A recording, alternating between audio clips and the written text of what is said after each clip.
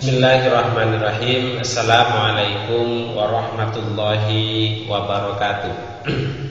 Alhamdulillahirabbil alamin wassalatu wassalamu ala asyrafil anbiya'i wal mursalin wa ala alihi wa sahbihi ajma'in. Amma ba'du.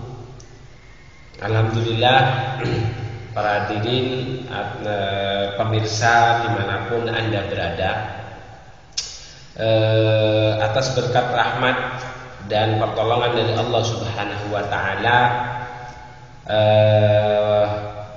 kita bisa melanjutkan kembali pengajian kita, yaitu kajian tentang kitab Safinatun Najah yang membahas tentang tata cara pelaksanaan amal ibadah keseharian kita, termasuk sholat, terus kemudian puasa dan lain sebagainya, yang merupakan ubudiyah. Karena memang seluruh perintah Allah itu tidak terlepas dari dua hal. Salah satunya itu ubudiyah, hubungan kita dengan Allah, dan muamalah yang terkait dengan manusia. Dan dalam kitab Safinatun Najah ini adalah banyak membahas tentang aturan dan tata cara bagaimana kita mengabdikan diri kepada Allah, atau masalah ubudiyah, amal ibadah kita. Kemarin pembahasan kita sudah masuk pada waktu-waktu yang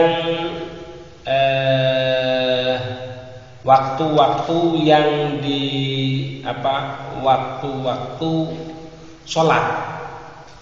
Jadi menjelaskan tentang waktu sholat, yang menjelaskan kapan sholat fardu itu dilaksanakan, atau menjelaskan tentang waktu-waktu sholat fardu. Nah, sekarang yang akan kita bahas pada pertemuan kali ini, pemirsa, adalah tentang waktu-waktu yang diharuskan melaksanakan sholat.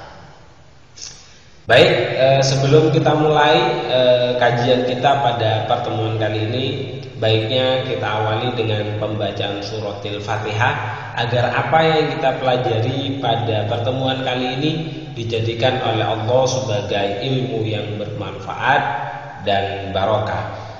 Ala hadiniyah wa ala kulli niyatin sholih wa khususan lillah mu'allif hadzal kitab. Al-Fatihah. A'udzubillahi minasyaitonir rajim. Bismillahirrahmanirrahim. Alhamdulillahirabbil alamin arrahmanir rahim maliki yaumiddin. Iyyaka na'budu wa iyyaka nasta'in. Ihdinas siratal mustaqim. Siratal ladzina an'amta 'alaihim ghairil maghdubi 'alaihim waladdallin. Amin. Bismillahirrahmanirrahim. Wa qad qala al-musannifu rahimahumullahu ta'ala wa nafa'na bihi wa bi 'ulumihi fid dharaini. Amin. Faslun, utawi iki iku ana fasal suwiji, tahrumu haram apa as-sholatu sholat, allati laisa kang ora ana iku laha iku tetep kedue sholat, sababun utawi sebab, mutaqaddimun kang ndingini apa sebab, wala muqarinun lan ora sebab kang barengi, fi khamsati awqatin ing dalem 5 pira-pira wektu. Sing pertama, inda tulu'i syamsi ing dalem nalikane metune srengenge, hatta tartafi'a hingga munggah apa srengenge, qadra rumhin kelawan sekirane sak penombaan. Sak penombaan itu sekitar 2 meter dari permukaan bumi. Wa indal istiwa ilan ing dalem nalikane wektu istiwa, fi ghairi yaumil jum'ati ing dalem liyane dina Jumat, hatta tazula hingga gingsir apa syams utawa srengenge. Wa indal isfirari lan ing dalem nalikane kuninge langit krana sinare matahari, hatta tagruba hingga surup apa srengenge utawa apa syams. Wa ba'da sholatil subhi, dan ing dalam sawise salat subuh. Ini adalah yang keempat, wa ba'da sholati subhi lan ing dalam sawise salat subuh hatta tatlu'a hingga metu utawa terbit apa asyam susar ngene. Yang terakhir utawa sing kelima iku wa ba'da sholatil asri lan ing dalam sawise salat asar. Wa ba'da sholatil asri lan ing dalam sawise salat asar hatta tagruba hingga surut apa syams. Itulah tadi redaksi dari kitab Safinatun Najah yang menjelaskan tentang 5 waktu yang diharamkan melaksanakan sholat. Tapi tidak semua sholat. Nah, baik kita coba perinci satu persatu. Sekali lagi, sholat yang diharamkan di sini itu adalah sholat yang tidak memiliki sebab yang mendahului atau sholat yang tidak memiliki sebab yang bersamaan. Contohnya sebab yang mendahului itu adalah, jadi artinya kalau sholat itu memiliki sebab sebelumnya itu tidak apa-apa dikerjakan. Contohnya apa? Yaitu adalah sholat yang ketinggalan, sholat karena ketinggalan, atau sholat kodok lah, baik itu mengkodok sholat sunnah ataupun mengkodok sholat fardu. Jadi mengkodok sholat sunnah ataupun mengkodok sholat fardu dilakukan pada 5 waktu yang sebelumnya itu diharamkan, itu tidak apa-apa. Itu contoh sholat yang memiliki sebab sebelumnya. Sebabnya apa? Ya karena telah ketinggalan. Kalau sholat kalau sholat yang memiliki sebab yang bersamaan, kalau sholat yang memiliki sebab yang bersamaan itu seperti halnya sholat istisqa atau sholat kusuf, sholat gerhana. Jadi sebab yang bersamaan tidak memiliki sebab. Jadi sholatnya. Jadi kalau sholat gerhana terus gerhananya terjadi pada waktu yang diharamkan, misal terjadinya gerhana tepat pada saat matahari itu berada di tengah-tengah bumi atau waktu istiwa, kan haram aslinya melaksanakan. Karena pada saat itu terjadi gerhana, maka sholat sunnah gerhana itu tetap boleh dilaksanakan karena memiliki sebab yang mendahului atau sebab juga yang akhir, seperti karena kita mau melaksanakan karena mau melaksanakan perjalanan, misal kita mau melaksanakan perjalanan jam 3. Nah, tepat misal waktu istiwanya itu misal waktu istiwanya atau kita mau melaksanakannya gini, atau kita mau melaksanakan menjelang maghrib, mau melaksanakan perjalanan yang cukup jauh menjelang maghrib. Nah, karena setelah sholat asar itu kan haram melaksanakan sholat sunnah, tapi karena ada sholat sunnah karena keinginan mau melaksanakan bepergian itu, artinya ada sebab yang akan dilakukan, maka sunnah tetap melaksanakan sholat safar. Sholat sunnah safar itu tidak apa-apa karena ada sebabnya, yaitu karena sholat yang dikerjakan itu tidak haram, karena sholat tadi yang dikerjakan itu merupakan sholat yang memiliki sebab, walaupun sebabnya itu adalah sebab setelahnya yang akan. Jadi sholat yang diharamkan dilakukan pada 5 waktu ini adalah sholat yang tidak memiliki sebab apapun, baik itu sebab yang bersamaan atau sebab yang mendahului, seperti sholat yang telah ketinggalan atau sholat qadha, atau sebab yang akan dilakukan, seperti orang yang mau melaksanakan safar, orang yang mau melaksanakan perjalanan. Jadi semua apabila sholat itu tidak memiliki sebab apapun, dalam artian dalam hal ini itu adalah sholat sunnah mutlak, maka haram dilakukan pada 5 waktu yang akan kita jelaskan. Yang pertama itu kapan? Inda tulu'i syamsi hatta tartafi'a qadruhin. Yang pertama pada saat munculnya matahari sampai kira-kira matahari itu tingginya 2 meter dari permukaan laut. Perkiraan 2 meter dari permukaan laut. Jadi kemungkinan besar di sini itu kalau dihitung pakai jam ya sekitar mulai dari jam normalnya ya, kalau paling tidak lah sekitar jam 6 lah, itu batas terakhir, atau jam 6 kurang seperempat lah, itu batas terakhir kalau dihitung pakai jam. Tapi kan hari itu senantiasa berubah, makanya jadwal waktu senantiasa berubah. Jadi paling tidak lah jam 6 kurang seperempat lah, itu baru boleh melaksanakan sholat sunnah. Sebelum itu tidak boleh, karena kemungkinan bisa masuk pada waktu keluarnya matahari, dan matahari itu belum nyampe sekitar 2 meter dari permukaan laut. Yang pertama, jadi yang pertama ketika keluarnya matahari sampai kira-kira matahari itu berjarak 1 tombak dari permukaan bumi. Maksudnya sekitar perkiraan 2 meter lah, 2 meter dari permukaan bumi itu. Jadi ya itu diperkirakan, bukan berarti kita datang ke ufuk untuk mengukur matahari dari bulan, enggak. Jadi diperkirakan dari jarak pandangnya itu diperkirakan 2 meter dari permukaan bumi itu. Itu yang pertama. Kemudian yang kedua, wa indal istiwa'i fi ghairi yaumil jum'ati hatta tazula. Jadi indal istiwa'i fi ghairi yaumil jum'ati hatta tazula. Jadi ketika waktu istiwa selain pada hari Jumat sampai, jadi kalau hari Jumat tidak apa-apa karena di sana ada pelaksanaan sholat Jumat sampai tergelincirnya matahari sampai tergelincirnya matahari itu. Jadi kalau pada hari Jumat itu tidak masalah. Waktu istiwa itu kapan? Yaitu waktu istiwa itu adalah waktu di mana matahari tepat berada di tengah bumi. Jadi ketahuannya bagaimana? Atau tatkala bayangan matahari itu tidak tampak ketika menyinari sebuah benda. Artinya matahari dari ufuk timur berada di tengah. Nah, inilah yang dimaksud.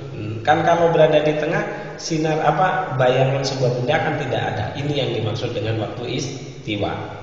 Jadi tahu sini itu yang dimaksud dengan waktu istiwa. Jadi atau matahari ketika tepat berada di tengah-tengah bumi. Jadi matahari itu kadang ada di sebelah utara atau berada di sebelah selatan. Jadi kadang berada di sebelah utara atau berada di sebelah selatan. Kalau di sebelah utara atau berada di sebelah selatan itu tidak akan terjadi yang namanya waktu istiwa. Tidak ada, karena matahari itu pasti tidak sejajar lurus dengan bumi. Yaitu yang dimaksud dengan waktu istiwa, matahari itu tepat pada sejajar dengan bumi, dan ketika waktu istiwa, yang dimaksud dengan waktu istiwa ketika matahari itu sudah naik dan tepat berada di tengah-tengah bumi. Tepat berada di tengah-tengah bumi. Artinya tepatnya sekitar jam 12-an lah. Kemungkinan besar segitu. Jadi ketika sinarnya matahari itu tidak memiliki bayangan pada saat menyinari sebuah benda, itu yang dimaksud dengan waktu istiwa. Bisa dipahami ya? Semoga bisa dipahami.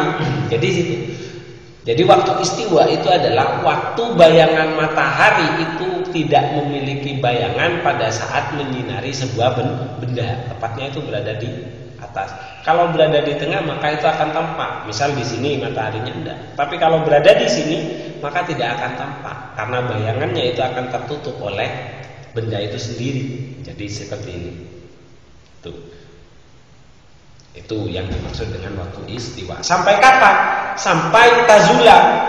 Sampai matahari itu ketika berada di tengah, sampai tazula, sampai tergelincir. Sampai tergelincir. Ini berarti. Jadi sampai tergelincirnya matahari. Ini berarti. Jadi sampai bayangan ini, sampai bendanya ini memiliki bayangan sampai itu. Dan itu masuk sudah pada waktu sholat zuhur. Jadi itulah tadi yang kedua yaitu pada waktu istiwa sampai tergelincirnya matahari. Itu haram melaksanakan sholat sunnah mutlak atau sholat sunnah yang tidak sholat yang tidak memiliki sebab. Kemudian yang ketiga itu selain pada hari Jumat, yang tadi itu selain pada hari Jumat. Kalau pada hari Jumat itu tidak apa-apa. Karena di sana ada persiapan pelaksanaan sholat zuhur atau sholat Jumat. Terus kemudian yang ketiga wa indal isfirori hatta taghruba. Yang ketiga pada saat langit itu berwarna kuning, yaitu setelah sholat asar, permukaan langit itu berwarna kuning karena terkena sinar matahari yang akan tenggelam sampai tenggelamnya matahari. Jadi ketika kita berada di arah-arah atau berada di lapangan, ada di pokoknya di pinggir pantai, itu ketika matahari hendak terbenam di ufuk barat, biasanya sebelum itu matahari itu meninggalkan bias cahaya berwarna kuning. Nah, pada saat itu adalah waktu yang haramkan melaksanakan sholat sunnah mutlak atau sholat sunnah yang tidak memiliki sebab apapun. Sampai kapan? Sampai matahari terbenam. Itu adalah waktu yang ketiga. Waktu yang keempat adalah ba'da sholat subhi hatta tatlu asyamsi. Jadi yang keempat itu adalah setelah sholat subuh. Jadi selesai sholat subuh, baik itu sampai hatta tatlu'a. Jadi setelah sholat subuh sampai matahari terbit. Tapi matahari terbit itu kan masih tetap haram sampai matahari itu dibagi menjadi dua. Jadi sampai matahari terbit. Jadi setelah sholat subuh, haramnya setelah sholat subuh itu sampai matahari terbit. Itu haram melaksanakan sholat sunnah setelahnya sholat subuh. Jadi tidak ada ba'di atas subhi. Itu jadi tidak ada ba'di atas subhi. Kalau qabli atas subhi itu ada. Jadi misal kalau ba'di atas subhi tidak ada, tapi kalau qabli atas subhi itu masih boleh. Dalam arti misal kita datang ke masjid karena kita bangunnya agak kesiangan, jadi datangnya ke masjid kita sudah mendapati imam dalam posisi sudah melaksanakan sholat fardu. Maka setelah salam sholat subuh, assalamualaikum warahmatullahi wabarakatuh, kita tidak apa-apa melaksanakan sholat sunnah 2 rakaat, tapi sholat sunnah ba'diyah. Sholat sunnah bukan sholat sunnah ba'diyah, tapi sholat sunnah qobliyata subhi. Tujuannya, tapi sholat sunnah qobliyata subhinya itu adalah qodoan karena waktunya sudah lepas. Itu tidak apa-apa. Jadi setelah sholat subuh sampai terbitnya matahari. Nah, tapi setelah terbitnya matahari seperti tadi yang sudah dikatakan, itu kan tetap haram melaksanakan sholat sunnah mutlak sampai sekira matahari itu tingginya 2 meter dari permukaan bumi. Jadi setelah sholat subuh itu juga haram. Terus kemudian setelah sampai terbitnya matahari, setelah terbitnya matahari sampai sekitar 2 meter dari permukaan bumi itu juga haram. Jadi setelah sholat subuh sampai matahari itu sekitar 2 meter dari permukaan bumi, itu ada 2 waktu yang diharamkan. Jadi yang keempat itu adalah diharamkannya melaksanakan sholat sunnah mutlak, yaitu adalah yang keempat adalah setelah sholat subuh sampai matahari terbit. Itu. Kemudian yang kelima yaitu adalah ba'da sholatil asri hatta taghruba, yaitu setelah sholat asar sampai tenggelamnya matahari.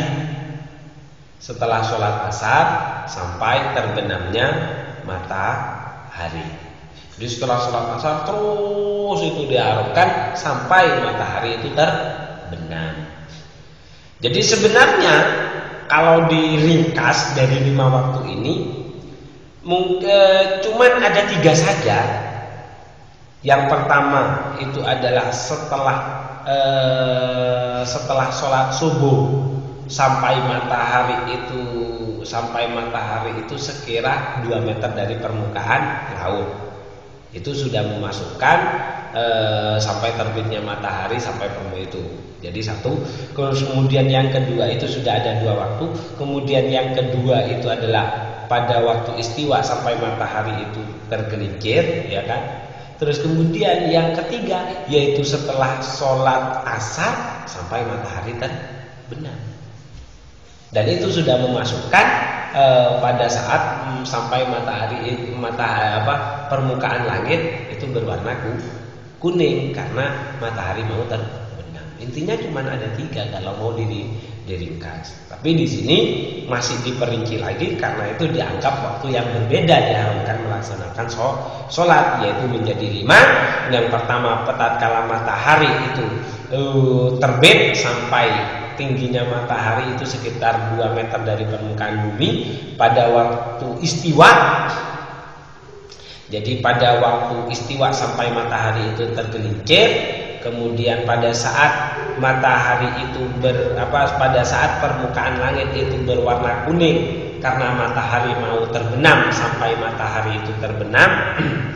Yang ketiga itu adalah setelah sholat subuh sampai matahari itu terbit.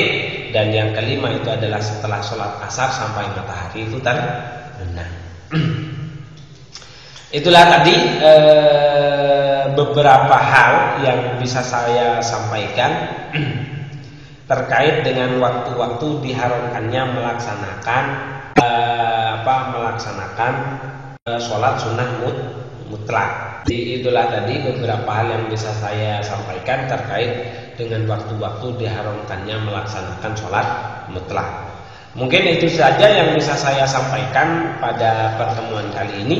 Semoga apa yang kita pelajari dijadikan oleh Allah sebagai ilmu yang bermanfaat dan barokah, dan juga semoga apa yang kita laksanakan yaitu kajian kitab Safinatun Najah dicatat oleh Allah sebagai amal akhirat. Kita tutup pertemuan kali ini dengan bacaan suratul Fatihah. Al-Hadiniyah wa al-Fatihah. Assalamualaikum warahmatullahi wabarakatuh.